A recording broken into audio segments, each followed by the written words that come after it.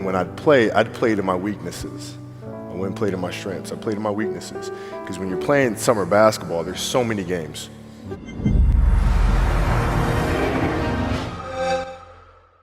My father was really influential at a really critical time where I had a summer where I played basketball when I was like 10 or 11 years old. And here I come playing and I don't score 1 point the entire summer. Really? Not one. You didn't score once? Not one. Were you in the game? I was in the game. How'd you not score? Because I was terrible. Nothing, not a lucky shot, not a breakaway layup, 0 points. And I remember crying about it and being upset about it. And my father just gave me a hug and said, listen, whether you score 0 or score 60, I'm gonna love you no matter what. Wow. Now that is the most important thing that you can say to a child. Because from there, I was like, okay, that gives me all the confidence in the world to fail. I have the security there. But to hell with that, I'm scoring 60. Let's go. Right. And from there, I just went to work. And when you're just there in the moment, playing plays right in front of you, your focus is heightened because nothing else matters.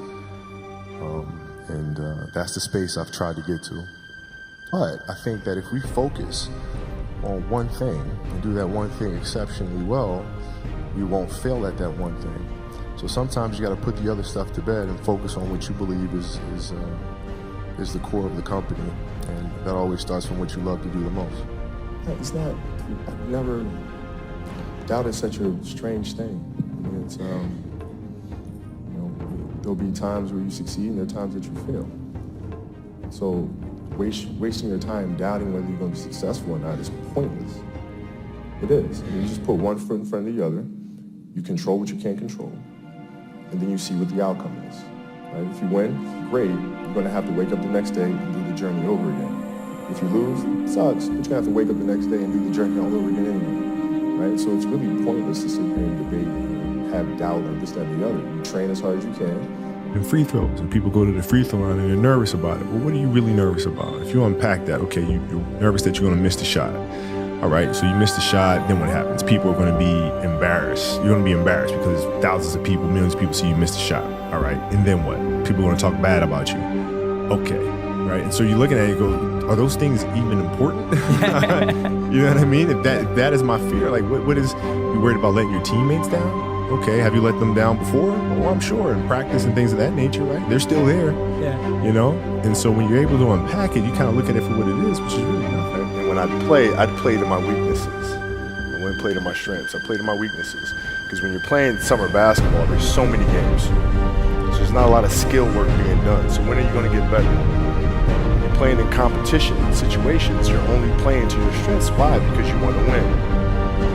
So what I would do, I always work on the things during those games that I was weak at. Left hand, pull-up jump shot, post game. Right? So I have a strategy. And so then fast forward to when I'm 17, and my game is completely well-rounded, and that player at 13 that I saw at 13 is still doing the same. 17, now you got a problem. Thank you for all the inspiration.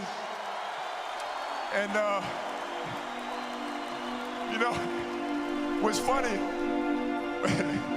the thing that had me cracking up all night long was the fact that I go through 20 years of everybody screaming to pass the ball, and on the last night they're like, don't pass it.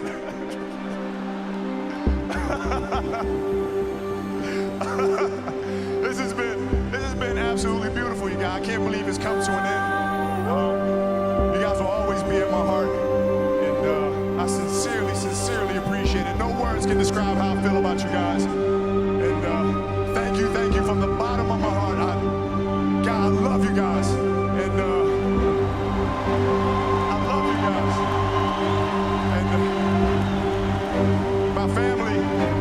And my family, my wife Vanessa, my daughters Natalia and Gianna, thank you guys for all your sacrifice. For all the hours I spent in the gym working and training.